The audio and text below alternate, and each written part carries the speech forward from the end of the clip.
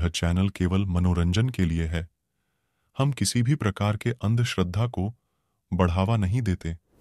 हमारे जीवन की कुछ गलतियां कभी कभी किसी ऐसी अनहोनी को अंजाम दे देती है जिन्हें दूर करना और उनसे छुटकारा पाना काफी मुश्किल हो जाता है, और इन मुश्किलों को आने वाली कई पीढ़ियां भी भुगतती हैं। ऐसी ही घटना है एक गांव की जिसका नाम था चंदेरी। तो चलिए जानते हैं इस गांव की दिल दहला देने वाली कहानी। कई साल पहले चंदेरी गांव में एक खूबसूरत लड़की रहती थी। उस लड़की का नाम सावित्री था। वह अपनी बूढ़ी माँ के साथ रहती थी। सावित्री के सुंदर और आकर्षक शरीर पर सभी की नजर टिकी रहती थी। ठीक सभी लोगों की तरह चंदेरी के राजा सूर्य सिंह की भी नजर सावित्री पर थी।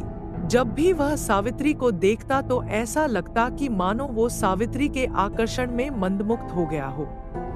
लेकिन सावित्री एक दिनेश नाम के व्यक्ति से प्यार करती थी और यह बात राजा सूर्य सिंह को नहीं पता थी।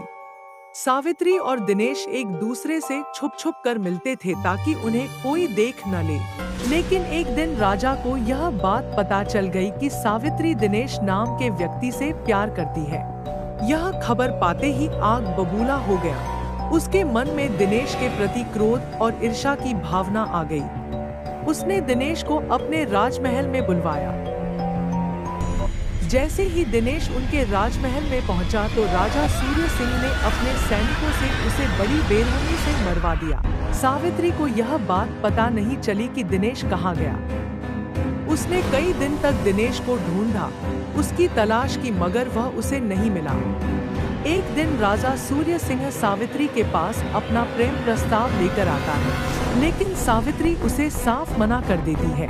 इस कारण से सावित्री पर राजा को काफी क्रोध आता है। वह अपना होश खो बैठता है और सावित्री को भी वो दर्दनाक तरीके से मार देता है। लेकिन राजा ने सावित्री को मरने से पहले यह बता दिया था कि उसने और कई सारे गांव वालों ने मिलकर दिनेश को मारा है।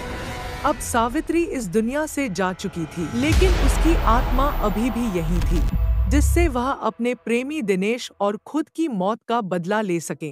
सावित्री के मौत के कुछ दिनों बाद अचानक राजा की लाश उसके महल के बाहर मिली और यह मौत का सिलसिला अब बढ़ने लगा।